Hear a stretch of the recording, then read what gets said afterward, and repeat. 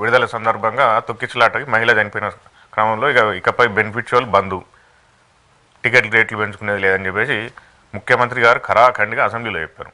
మళ్ళీ ఈరోజు game changer సినిమాకి ఇంకా మీకు తెలిసి ఉంటుంది అది ఇక మొన్న అసెంబ్లీలోనే చెప్పిండు మా నుంచి ఎలాంటి రావు ఇటువంటి లేవని. టికెట్ రేట్లకు ఎట్లా అనుమతిస్తారండి? మళ్ళీ టికెట్ రేట్లకు పెంచను, టికెట్ రేట్లకు అనుమతి ఇవ్వను పెంచుకోవడానికి అని. బెనిఫిట్స్ వాళ్ళకి అనుమతి ఇవ్వను, టికెట్ రేట్లు పెంచనియను. ఇవన్నీ ఏంది? మొన్న కూర్చున్నప్పుడు సెటిల్మెంట్ అయిందంటే ఇందుకే అవుతుంది. మరి ఏం సెటిల్మెంట్ అంతే కదా. నువ్వు ఒక అసెంబ్లీ ఫ్లోర్ ఆఫ్ ది అసెంబ్లీలో చెప్పి బయట చెప్పి మేము రేట్లు పెంచుకోవడానికి అవకాశం ఇవ్వము అన్నటువంటి వ్యక్తులు మళ్ళా రేట్లు పెంచుకోవడానికి ఎట్లా అవకాశాలు ఇస్తారు? మీరు ఒకటి భయపడి ఉండాలి. చిరంజీవి కుటుంబానికి దిల్ రాజు ఎట్లాగా ఇప్పుడు ఇంట్లో చైర్మన్ అయిండు తెలంగాణ దానికి. దిల్ రాజు టికెట్లకు సంబంధించిన వ్యవహారం కాదని ఆ రోజే అనే అంటే మీరు కూర్చోబెట్టి అని ప్రతి సినిమాకు ఈ రకంగా టికెట్లు పెంచుకోవడానికి ఇచ్చి మరి ఇప్పుడు వచ్చిన ఆరోపణలు నిజమనే అనిపిస్తాయి కదా. షేర్లు ఇందులో ఏంది?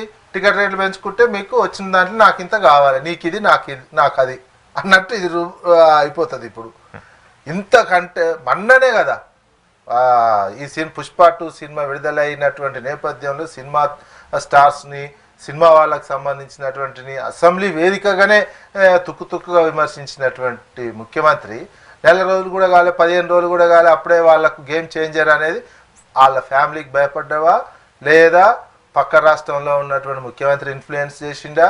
ఎట్లా ఇవ్వను అని చెప్పి రేట్లు ఇప్పుడు ఈ రకంగా రేట్లు పెంచుకోవడానికి ఎట్లా అవకాశం ఇచ్చారు? సమాధానం ప్రజలకు చెప్పాల్సినటువంటిది.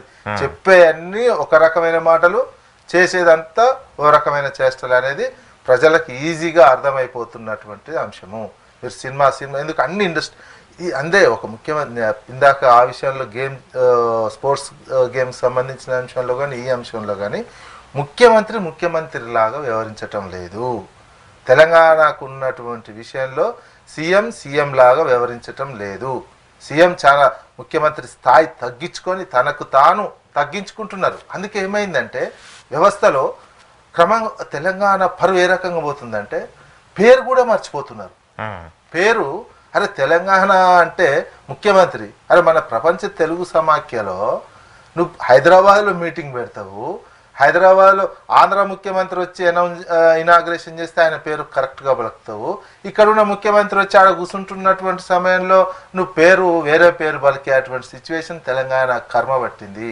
తెలంగాణకి ఏంది కర్మ? ఒక ముఖ్యమంత్రిని పేరు కూడా గుర్తించలేనటువంటి సిచ్యువేషన్. చర్చ అంతా వీటి చుట్టే తిరుగుతుంది, కేసులు ఇవి అవి అన్నట్టే తిరుగుతుంది, కానీ ప్రజా సమస్యలు అయితే కనపడట్లేదు. ఇప్పుడు ఇష్యూ డైవర్ట్ చేయటం ముఖ్యమంత్రి ఆ రకంగా వ్యవహరిస్తుంటే ఇష్యూ డైవర్షన్ కోసమే పుష్ప సినిమా ఇప్పుడు రైతు భరోసా ఉన్నది. రైతు భరోసా సంబంధించినటువంటి అంశము ప్రజల అంశం, అది ఎక్కువ చర్చకు రావద్దంటే ఈ అంశం ముందరకేసినట్టుగా అనిపిస్తుంది.